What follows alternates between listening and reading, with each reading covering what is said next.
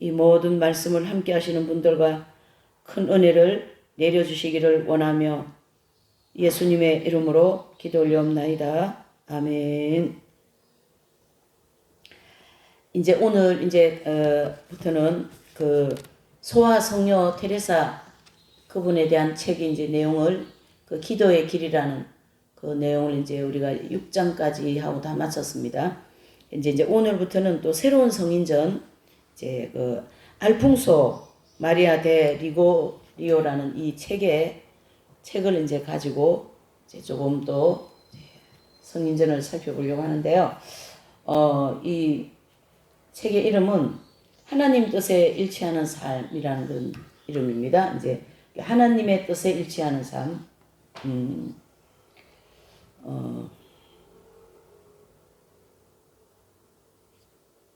성바오로 서점, 그 성바오로 출판사에서 나왔습니다.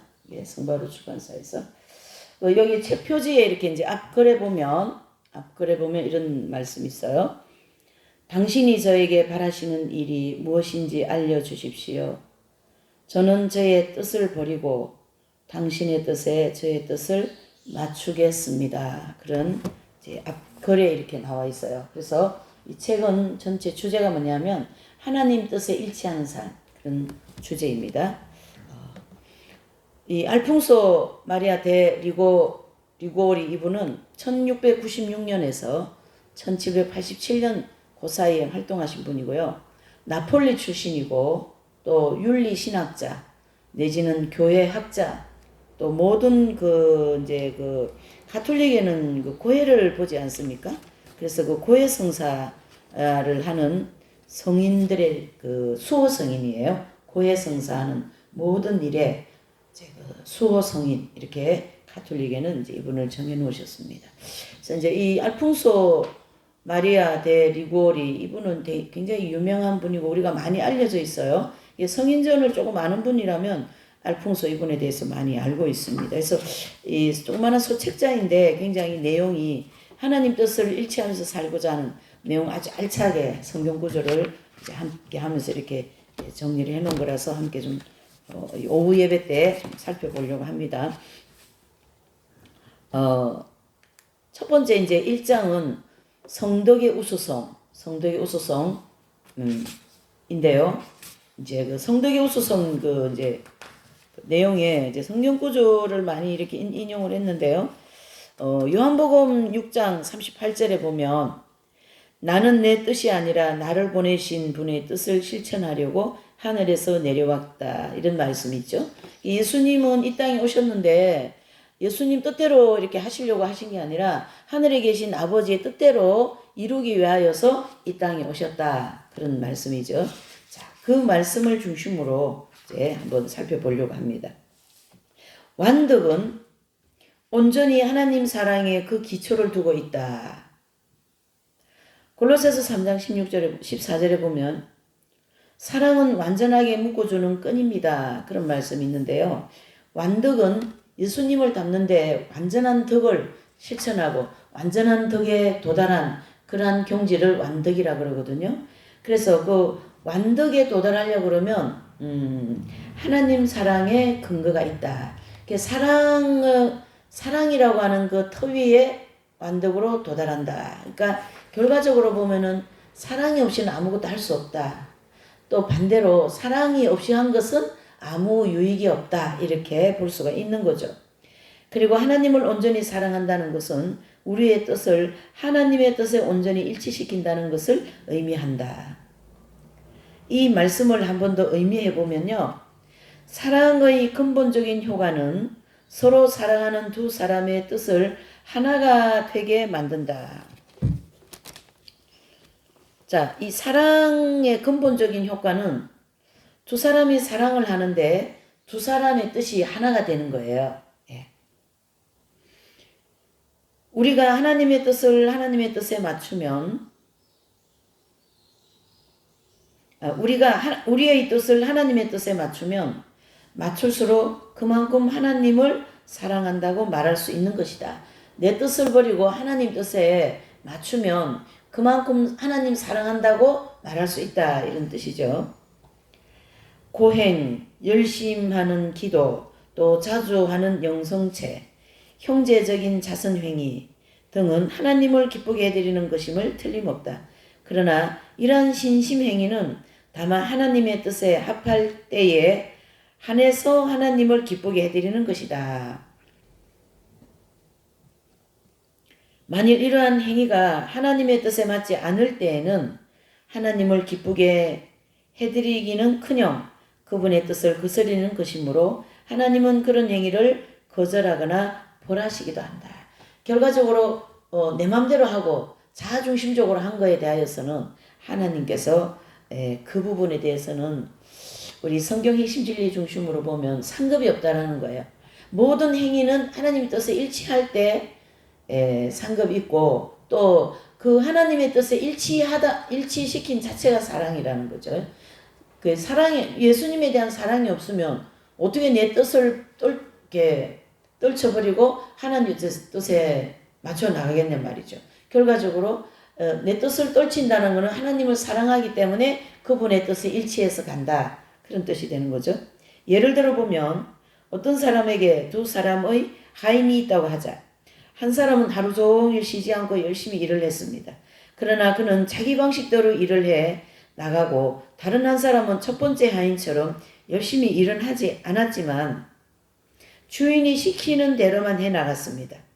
이 두 사람 중에 누가 주인의 눈에 들까요? 두 번째 하인이 주인의 눈에 들고 첫 번째 하인은 주인의 미움을 받을 것이 분명하다. 그런데 이런 예를 가지고 어떤 사람은 다음과 같이 반발하기도 합니다. 만일 우리가 행하는 수독 행위가 하나님을 기쁘게 해드리지 않는다면 도대체 무엇을 해야만 하나님께 영광이 된단 말인가? 이렇게 반문하는 사람이 있다라는 건데요.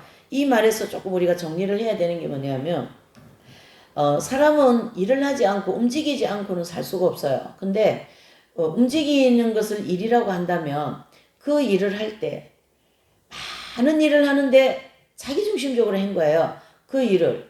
그러나 많이 일을 하지 않는 것처럼 보이지만 그 사람은 작은 일을 했다 할지라도 하나님의 뜻에 일치하는 삶을 일을 했다. 그러면 두 번째가 하나님의 뜻에 일치한 일을 한 그 사람이도 하나님은 칭찬하시고 거기에 더 상급을 주시고 그게 더 하나님의 뜻에 일치하다 이렇게 본다라는 거죠. 우리가 많은 사업하고 큰 교회하고 뭐 교회도 많이 부흥되고 한다 할지라도 그 과정에 있어서 하나님의 뜻에 일치하지 않는 자아중심적인 인본적인 방법으로 그런 일을 하고 교회 부흥시키고 뭐 자기 일을 했다고 한다면 거기에는 주님의 뜻에 일치하지 않기 때문에 결과적으로 상급은 없다 이렇게 볼 수가 있는 거죠. 네.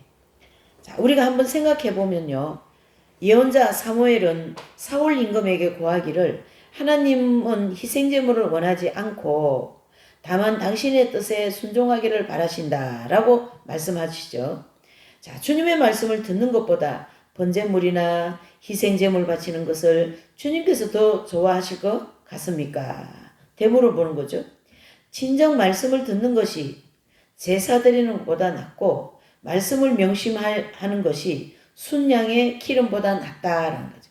결과적으로 하나님의 말씀을 듣고 그 말씀에 순종하는 것이 기름진 순양을 바치는 것보다 낫다. 순종하라는 뜻이죠. 하나님의 뜻에 순종해야 된다. 거역하는 것은 점치는 죄와 같고 고집을 부리는 것은 우상을 섬기는 것과 같습니다. 임금님이 주님의 말씀을 배척하셨기에 주님께서도 임금님의 왕위에서 배척하셨습니다. 사무엘상 15장 22절 23절에 나오는 말씀이죠. 그래서 하나님의 뜻과 동떨어져서 자기 뜻을 쫓는 사람은 우상을 숭배하는 것과 같은 죄를 짓는 것이다.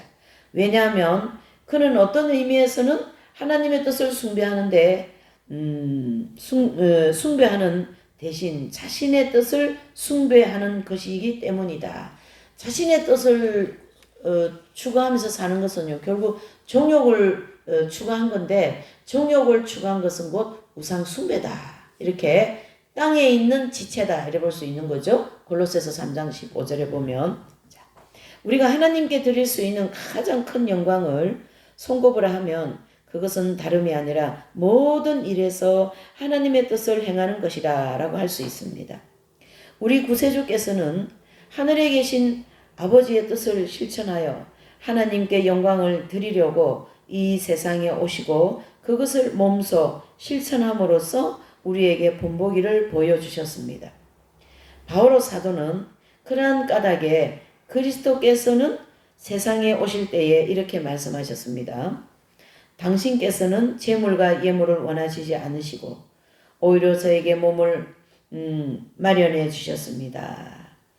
무슨 말씀입니까? 번제물과 속죄제물을 당신께서는 기꺼이 하지 않으셨다. 즉 예수님은 이 땅에 인간의 몸으로 입고 오시는 것부터 시작하여서 우리 모든 죄인들의 죄를 예수님이 이렇게 전가받지 않습니까? 그 전가받으시고 죄인으로 십자가에 돌아가신 것을 우리를 위하여 예수님은 내어주셨다 이런 뜻이죠. 그것은 아버지의 뜻이라는 거예요. 아버지의 뜻에 일치하였다 이래 보는 거죠. 마치 요한복음 6장 38절에 나는 아버지 뜻을 실천하기 위하여 이 땅에 오셨다라는 말씀이 이제 성립이 되는 거죠.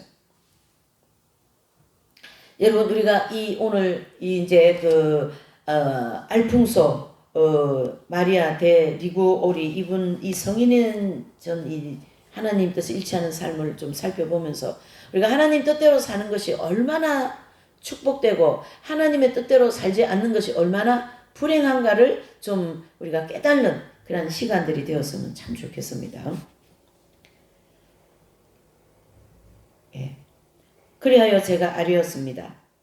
보십시오. 하나님 두루마리에 저에 관해 기록된 대로 저는 당신의 뜻을 이루려고 왔습니다. 그러니 이제 저도 당신의 뜻을 따르겠습니다. 이렇게 히브리서에서 말씀하고 있습니다. 예수님이 이제 속죄의 제물이 되시고 그 속죄의 제사를 드리기 위하여서 이제 승천하시지 않습니까?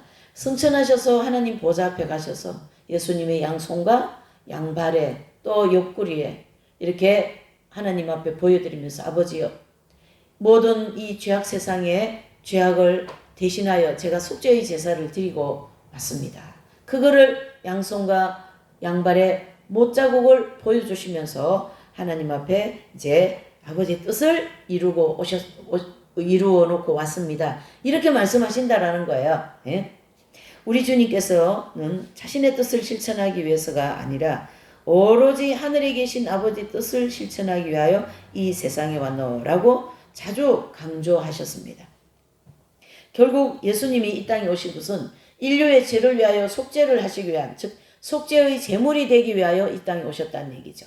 예수님께서 순종하지 않으시고 속죄의 제물이 되기 위하여서 이 땅에 오시지 않으셨다면 저와 여러분들에게는 이 속죄 제사가 없기 때문에 구원의 길이 없고요. 구원받을 길이 없습니다. 그리고 지금도 여전히 지옥 백성으로 살아갈 수밖에 없는 가장 비참하고 불쌍한 인생이라고 볼 수가 있는 거죠.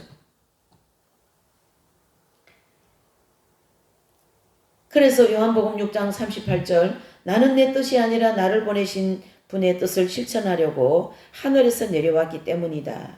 그렇게 말씀하시죠. 그분과 같은 맥락에서 게세마니 동산에서 당신을 죽음으로 몰고 갈 원수들을 만나기 위해서 나서시면서 다음과 같이 말씀하시죠. 요한복음 14장 31절에 보면요. 내가 아버지를 사랑한 것과 아버지께서 명령하신 대로 내가 한다는 것을 세상에 알아야 한다. 그러시면서 일어나 가자 이러셨죠. 그러니까 아버지를 사랑한다는 것과 아버지께서 명령하신 대로 예수님께서 이 땅에서 실현하는 것을 세상 사람들에게 보여줘야 된다 이런 뜻이에요. 예수님은 말씀만 하시고 행동을 하지 않으신 분이 아니에요. 말씀을 하시면 그대로 행동도 시행하셨다 이렇게 보셔야죠. 또 주님은 누구든지 하나님의 뜻을 실천하는 사람을 형제라고 부르겠다고 말씀하셨습니다. 그래서 마태복음 12장 50절에 보면요. 하늘에 계신 내 아버지의 뜻을 실행하는 사람이 내 형제여 누이다 이래 말씀하신 거죠. 그래서 하나님의 뜻을 실천하는 것 이것이야말로 바로 많은 성인들이 끊임없이 추구하였던 마지막 목표점이었습니다. 우리가 성경 핵심 진리로 중심으로 보면 익은 열매 되기 위하여 꾸준히 그 목표를 향하여 추구하며 나간다. 이래 보는 거죠. 네.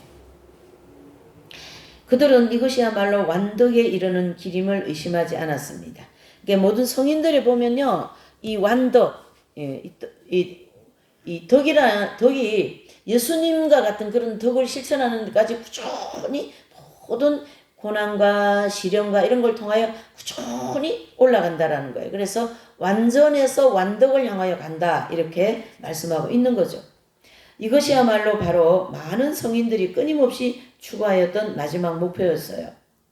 그들은 이것이야말로 완덕에 이르는 길임을 의심하지 않았고, 복자 헨리 수소는 늘 이버릇처럼 우리가 완덕을 목표로 수독을 실천해 나갈 때 꼭 영성적인 기쁨을 맛보아야만 목적지에 도달하는 것이 아니라 모든 일에서 하나님의 거룩한 뜻에 완전히 순명해 나가는 사람이 될 때 참다운 완덕에 도달할 수 있는 것이다 라고 말했어요. 복자 헨리 수소라는 이분은 이제 가톨릭에는 보면요, 성인 반열이 있고 복자 반열이 있는데, 복자 반열은 성인 바로 밑에 그 어떤 서열을 보면, 그런데 헨리 수소라는 분이 이런 말씀을 했다라는 거예요. 또 아빌라의 데레사 성녀는 기도에 온 정성을 바치는 수도자는 오로지 이 점을 명심해야 한다. 즉 자기 뜻을 하나님의 뜻에 일치시키는 일에 온 힘을 기울이는 것, 이것이야말로 바로 가장 높은 완덕이다. 이러한 수독을 실천하면 할수록 그들은 하나님으로부터 더 많은 축복을 받게 되고, 또 그들의 내적 생활에 더 큰 발전을 가져오게 되기 때문이다 라고 말씀하셨는데요. 이제 우리가 영성 생활에서 두 가지의 생활이라고 볼 수가 있어요. 하나는 소독 생활 내지는 수독 신앙이라고 그러고요. 하나는 빛의 생활인 거예요. 그래서 수독 생활은 이 광야를 갈 때 일어나는 모든 생활을 수독, 즉 광야길을 가면서 우리가 연단을 받아가면서 덕이 발전하고 덕을 실천하는 그러한 빛이잖아요. 인격. 이제 그것을 갈고 닦는 길이 수독의 길, 또 다른 말로 영적인 광야의 길 이렇게 얘기하고요. 이제 이긴자 경지, 즉 성인의 반열, 즉 생명이 합일되어진 그 단계에 들어간 그 이제 분들은 빛의 생활 내지는 빛의 덕 이렇게 이제 생각을 할 수가 있는 거죠. 그래서 지금 여기서 얘기하는 내용은 다 수독 생활, 즉 광야에서 우리가 덕을 닦아 나가는 시간들에 이제 그 시간들 중에서 늘 순간순간 예수님과 일치하는 삶을 살아야 된다. 그걸 지금 말씀하고 있는 거죠.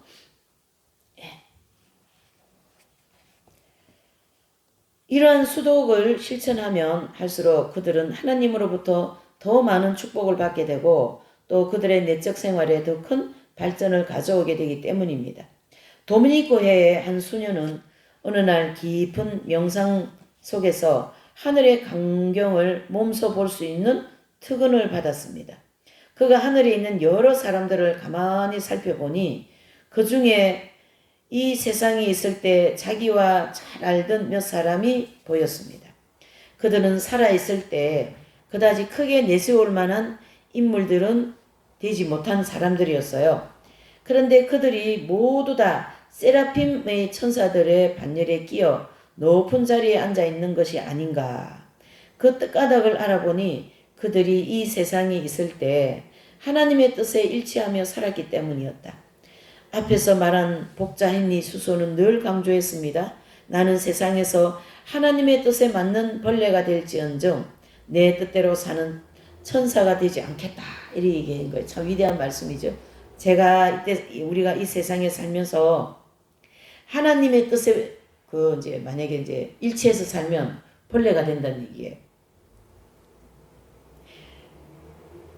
또 한 가지는 내 뜻대로 살아가지고 천사의 반열에 들어간다 할지라도 이 두 가지 주제 중에 이제 헨리 수소 이 복자는 벌레가 될지언정 하나님 뜻에 순종해서 살겠다 이 뜻이에요. 굉장히 그 하나님 뜻대로 살고자 하는 그 마음과 믿음이 절대적이잖아요. 이런 고백 속에 우리는 이 세상을 살아가는 동안 이미 천국에 올라가 계신 성인들로부터 하나님을 사랑하는 법을 배워야 한다. 성인들이 천국에서 가장 순수하고 완전하게 하나님을 사랑한다는 것은 다름이 아니라 그들이 가장 완전하게 하나님께 일치시키고 있다는 사실입니다. 세라핌 천사들이 가장 기뻐하는 일이 무엇인가? 그것이 하나님의 뜻에 맞는 일이라면 아무리 의미 없어 보이는 일이라도 예를 들면 바닷가에서 싸우면 무너지는 모래성을 평생 쌓는 일이라 해도 좋고 마당에서 뽑고 또 뽑아도 나오는 잡초를 평생 뽑는 일이라 해도 거부하지 않고 기쁜 마음으로 평생 동안 해 나간다라는 거죠. 우리 주님은 우리도 천국의 성인들처럼 우리의 뜻을 실천할 수 있기를 청하도록 가르치신다. 하늘에서와 같이 땅에서도 이루어지소서. 이렇게 다윗 왕은 하나님의 뜻을 완전히 실천했기 때문에 하나님께서 그를 아들이라고 부르지 않았던가. 그렇죠? 네. 하나님은 다윗을 내 마음에 합한 사람이다. 이렇게까지 얘기하죠. 내가 이사이의 아들 다윗을 찾아내었으니 그는 내 마음에 드는 사람으로 나의 뜻을 모두 실천하는 것이다.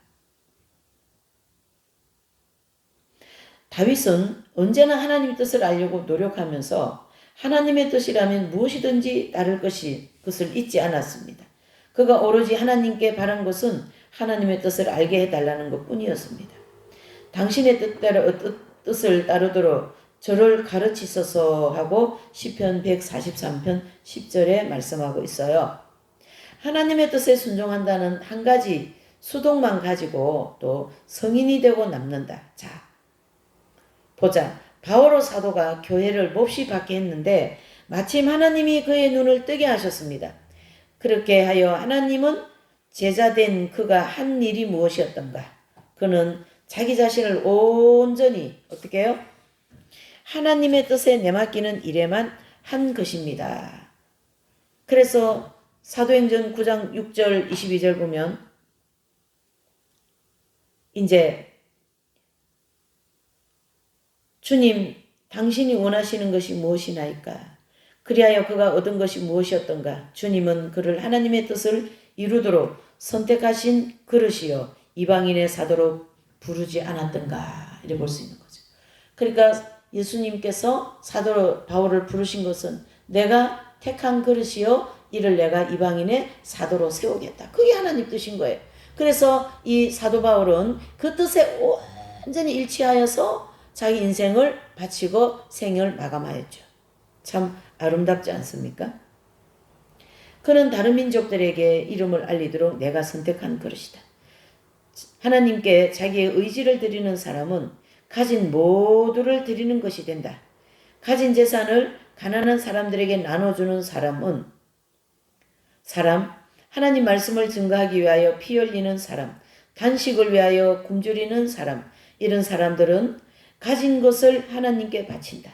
그러나 하나님께 자기의 의지를 바치는 사람은 자기 자신 곧 자신의 존재 전부를 바친다. 이런 사람의 마음을 읽는다면 주님 저는 비록 가난하지만 제가 가진 것을 모두 당신께 드립니다. 제가 저의 의지를 당신께 드린다면 저에게 남은 것이라곤 하나도 없이 모든 것을 드리는 것입니다. 라고 말할 수 있을 것입니다. 이것이 바로 하나님께서 우리에게 바라시는 일이다. 그래서 내 아들아 너의 심장을 나에게 다오. 아우구스티누스 성인은 이렇게 말했습니다. 이 세상에서 다음과 같은 것보다 하나님을 기쁘게 해드리는 일은 없다. 즉 하나님 우리 모두 가지십시오. 그렇습니다. 우리가 이보다 더 귀한 무엇을 하나님께 바칠 수 있단 말입니까? 하나님 저를 차지하십시오. 저는 저의 모든 의지를 당신께 바칩니다. 당신의 뜻을 일러주시기만 하십시오. 제가 그 뜻을 받들어 행하겠습니다. 라는 그런 이 성 아우구스티노 그 성인의 말씀입니다. 우리가 하나님을 기쁘게 해드릴 생각이라면 우리에게 닥치는 모든 일에는 하나님의 거룩한 뜻에 우리의 뜻을 맞춰야 하지 않겠는가. 한 발 더 나아가서 우리가 하나님의 뜻에 맞추려고 노력하는 것만 가지고서는 부족하고 하나님이 섭리하시는 모든 일에 우리를 온전히 일치시켜야 한다는 것입니다. 하나님의 뜻에 맞춘다는 것은 것과 하나님의 뜻에 합친다는 것과는 다릅니다.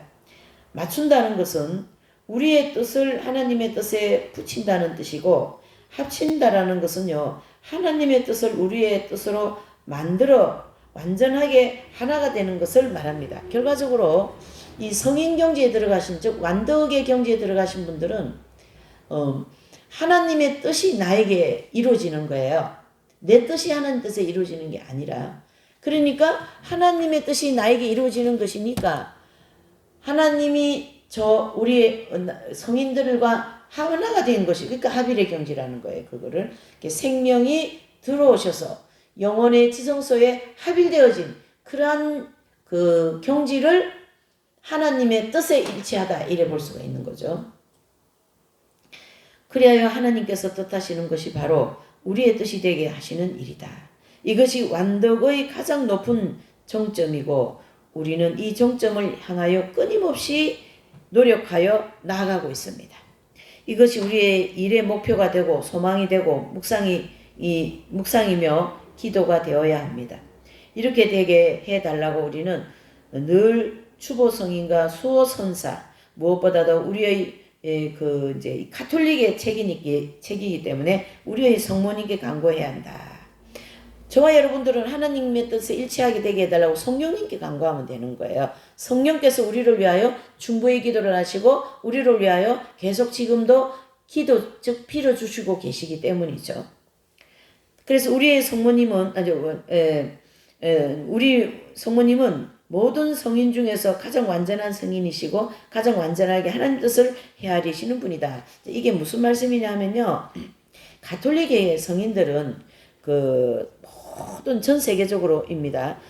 전 세계적인 모든 성인들의 어머니가 성모님이셔요. 그래서 그 수도사들은 그 성모님과 일치하는, 즉 성모님께 기도를 많이 하여서 자신들의 그런 순간순간 어려운 일들 또 힘든 그런 모든 것을 성모님께 이렇게 이제 기도를 해서 도움을 많이 청하는 그런 이제 기도를 하는데요. 그 성모님은 중보적인 입장에서 성인들의 기도를 받으시고 이제 중보의 역할을 해주는 거죠. 우리도 중보기도 하지 않습니까? 그와 같은 성모님이 모든 수도사들의 중보의 어머니로서 역할을 하고 계신다. 이렇게 이해를 하시면 될 것 같습니다. 뭐 또 성모님 얘기한다고 개신교에서 그렇게 안 했으면 좋겠어요. 예. 가톨릭은 성모님에 대한 교리가 있기 때문에 그 통로를 통하여 은혜를 하나님이 베푸시고, 개신교는 그런 성모님에 대한 교리가 없기 때문에 그쪽에 대한 믿음이 없지 않습니까? 그러니까 그쪽에 대한 은혜가 없는 거예요. 예. 이게 큰 틀 내지는 큰 폭 안에서 보아야 된다, 이런 뜻이죠. 자, 두 번째로는 모든 일에서 하나님과 하나가 되기 위하여 그랬습니다. 그래서 완덕의 진수는 모든 일에서 그것이 좋은 일이건 굳은 일이건 간에 하나님의 뜻을 헤아리는 일이다. 좋은 일에는 비록 죄인이라도 하나님의 뜻에 맞추기가 어렵지 않습니다. 그러나 일이 잘못되고 고통스러울 때야말로 성인다운 덕이 있어야 합니다. 그래서 성인다운 덕이 있어야 하나님의 뜻에 우리를 맞출 수 있습니다. 고통을 당할 때 우리가 어떻게 처신하는가를 보면 하나님에 대한 우리의 사랑이 어떠한가를 저울질할 수 있습니다. 아빌라의 요한 성인은 자주 이런 말을 했어요. 역경에 처해 있을 때 하나님 찬미 받으소서 하고 한번 기도드리는 것이 전 일을 당할 때 수없이 감사의 기도를 드리는 것보다 더 값지다, 이래 볼 수 있어요.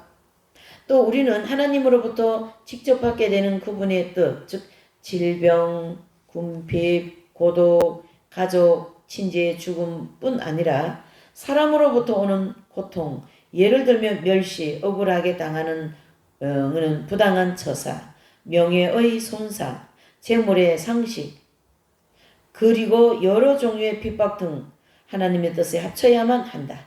이러한 시련을 당할 때 명심할 것은 하나님이 우리가 죄 짓는 것을 원하지 않으시고 우리의 겸손, 가난, 희생을 원하신다라는 점입니다. 그러니까 어떠한 역경을 주셔도 우리는 그거를 감사하게 받아들이는 것이 하나님의 뜻에 일치하다 이렇게 볼 수 있는 거죠. 왜요? 하나님은 나에게 역경을 주셔도 그건 나한테 유익하기 때문에 주시는 거거든요. 절대 우리를 손해보게 하시는 하나님이 아니시다. 한 가지 확실하고 꼭 믿어야 할 것은 무슨 일이 일어나든지 그 일이 하나님 뜻에 따라 일어난다는 사실입니다. 무슨 말입니까? 무슨 일이 일어나도 그것은 하나님 뜻에 일치하여 일어난 일이기 때문에 내가 거기에 반문하고 이게 아닙니다, 깁니다 할 수 있는 사안이 아니다 이런 뜻이죠. 이사야서 45장 7절에 보면 나는 빛을 만들기도 하고 어둠을 창조하는 자이다. 나는 행복을 만들기도 하고 불행도 일으킨다. 이런 말씀 있지 않습니까? 아주 유명한 말씀이죠. 그래서 모든 그것이 좋은 것이든 나쁜 것이든 하나님께로부터 오는 것입니다. 우리는 역경과 고통을 악이라고 생각합니다. 그러나 따지고 보면 역경이 반드시 악은 아니고 우리가 그것을 하나님의 뜻대로 받아들일 때는 역경이 선이 되고 크게 유익하다는 것을 깨닫게 됩니다. 아모스 3장 6절에는 성읍에 재앙이 일어나면 주님께서 내리신 것이 아니냐 이런 말씀. 그 성에 막 재앙이 떨어지면 그 하나님이 내려주신 거기 때문에 그 재앙은 하나님 뜻에 일치하고 우리는 그 재앙을 받아들여야 된다 이래 보는 거죠. 좋은 일이든 굳은 일이든 삶이든 죽음이든 가난한 자이든 부자이든 이 모두가 하나님께로부터 오는 것이다 라고 이제 잠언서 11장 14절 말씀하고 있어요. 어떤 사람이 나를 부당하게 해쳤다고 하자. 하나님께서 그 사람이 죄 짓는 것을 원하시거나 그 사람이 고약한 의도에 찬성하지 않으신다는 것은 틀림없는 사실이지만 이런 것 때문에 내가 상처를 입고 고통을 당하고 손해를 입는 일이 나에게 일어나게 하신 것은 하나님의 뜻임이 틀림없고 무슨 말씀입니까? 내가 상처 입고 손해보고 그런 것을 이제 나에게 일어났죠. 그 하나님 뜻이에요. 내가 손해본 것도 하나님 뜻이에요. 네. 이러한 고통이 직접 그분의 손으로 우리에게 주어진다고 보아야 한다. 하나님이 우리에게 고통을 주시는 예는 얼마든지 있다.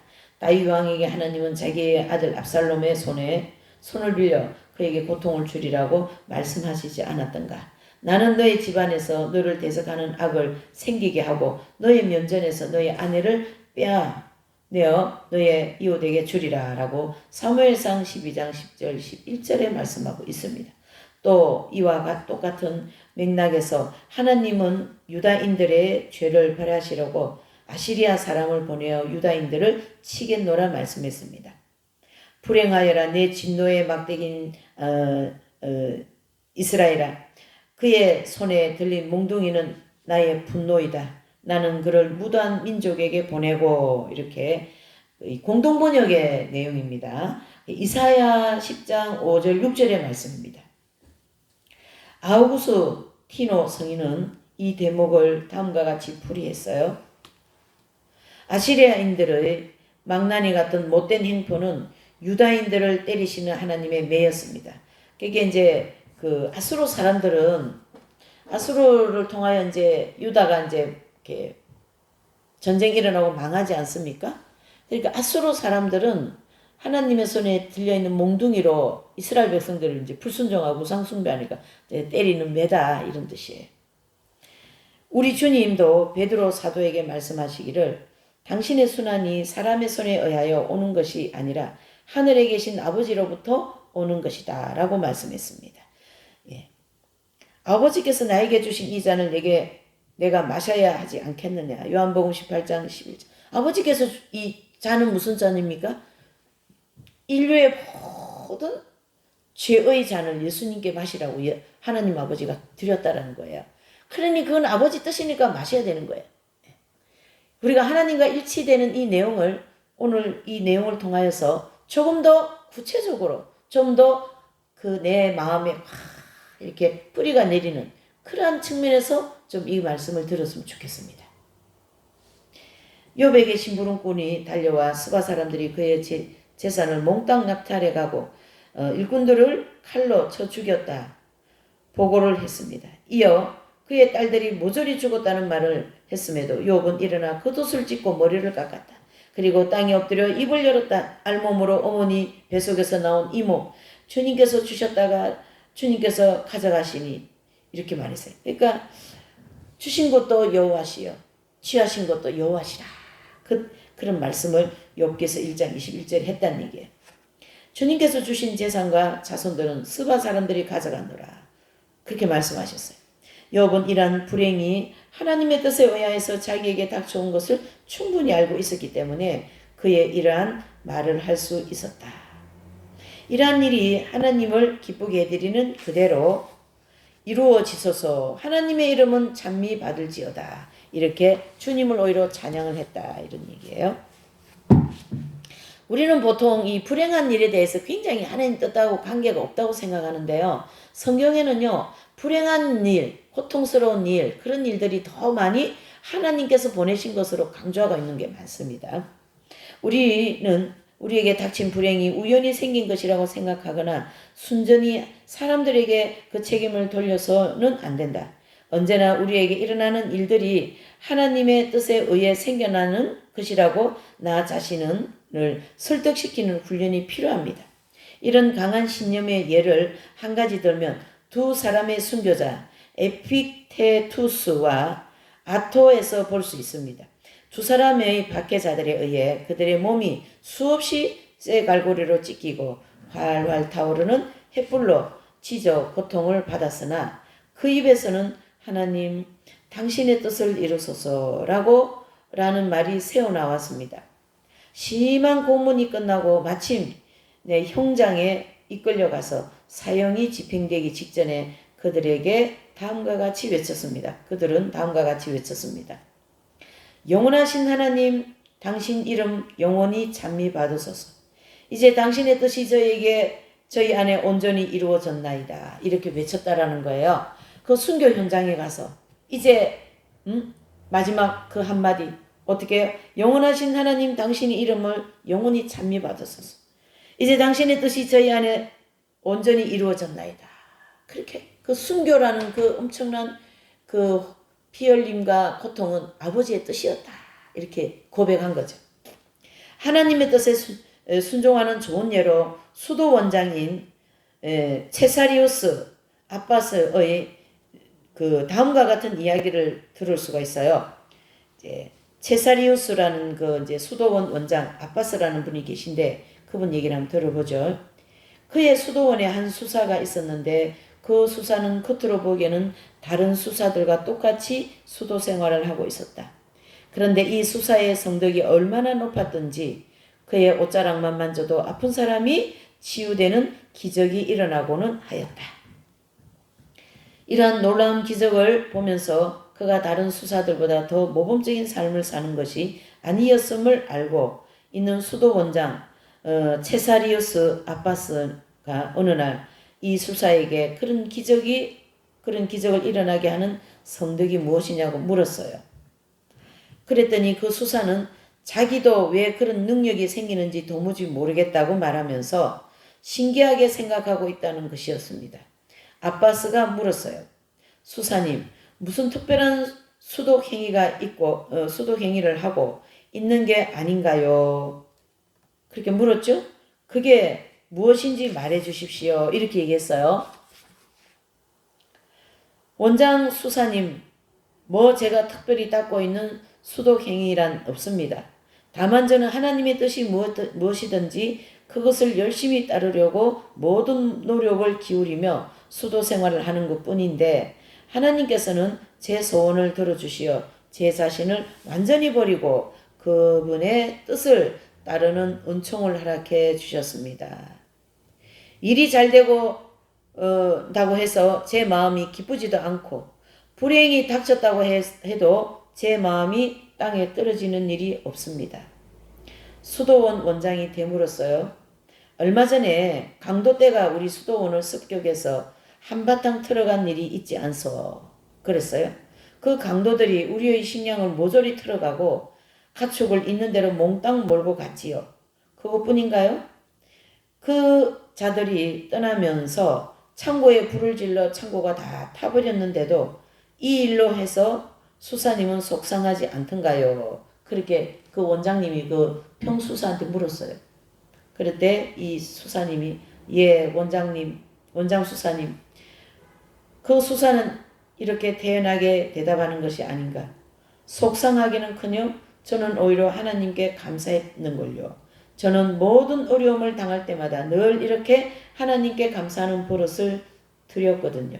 왜냐하면 하나님께서는 모든 것을 좋은 일이건 굳은 일이건 간에 우리의 선을 위하여 일하신다는 것을 저는 철저히 믿고 있습니다. 그렇기 때문에 저는 제게 무슨 일이 일어나도 마음에 늘 평화롭습니다. 그 수사가 이렇게 철저히 하나님 뜻에 일치하여 살아가는 것을 알고 난 후 수도 원장은 더 이상 아무것도 물어볼 필요가 없었습니다. 자, 오늘의 내용을 우리가 하나님의 뜻에 일치하는 내용을 볼 때에 제가 이 성인전을 지금 보면서 제가 더 큰 은혜가 되고 있어요.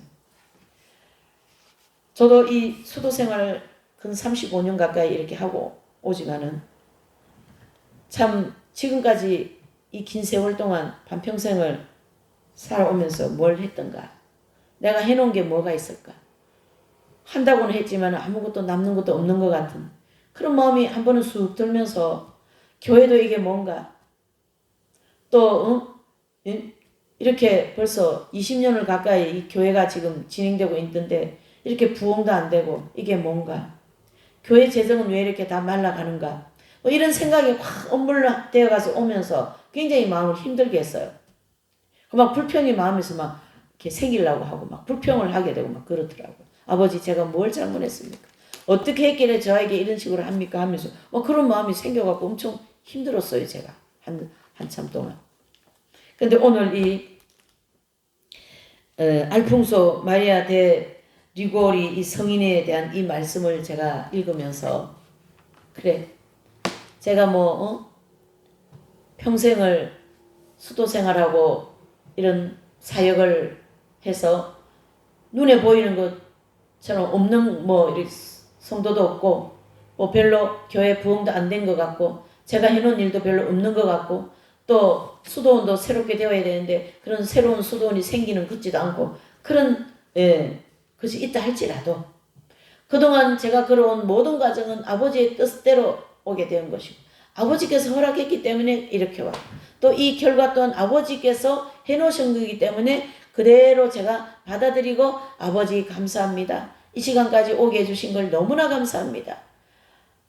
아버지의 전적인 은총이요 아버지의 전적인 인도하심이었습니다. 이렇게 정말로 감사와 또 순종의 마음으로 더 감사하고 받아들이면서 예수님을 더 기쁘시게 해드리고 주님의 뜻에 더 일치해야 되지 않겠는가 그런 생각을 제가 속에서 다짐을 합니다.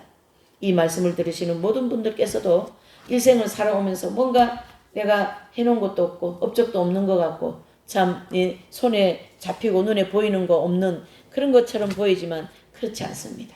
하나님은요 아무것도 없는 것 같은 그 자체가 또한 하나님이 하신 일이고 아무것도 되어지지 않은 것처럼 되어진 그것이 오히려 되어진 것이나 마찬가지다. 우리는 이렇게 보고 더 앞으로 가는 길에 어떤 업적 중심이 아니라 그렇죠. 하나님 중심, 하나님의 뜻에 일치하는 그러한 중심적인 삶을 사는 것이 더 빛 가운데 익은 열매 되는데 큰 힘이 되고 은혜가 되고 또 그 하나님의 역사하심이 계시는 줄 믿습니다. 자, 기도하십니다. 하나님 아버지, 인간의 생각과 하나님의 생각은 이와 같이 다르고 하나님이 보시는 것과 인간이 보는 것은 이와 같이 다릅니다. 우리는 무엇이 업적이 남아야 되고 뭔가가 긴 세월 동안 있었으니 이렇게 해놔야 된다는 그런 생각을 지배적으로 가지고 있지만 하나님은 그렇지 않다라는 것을 오늘 이 알풍소 마리아 데 리고리 성인을 통하여 다시 한번 알게 해주시오니 감사합니다. 아버지여 이 오후 예배 이 성인전 시간을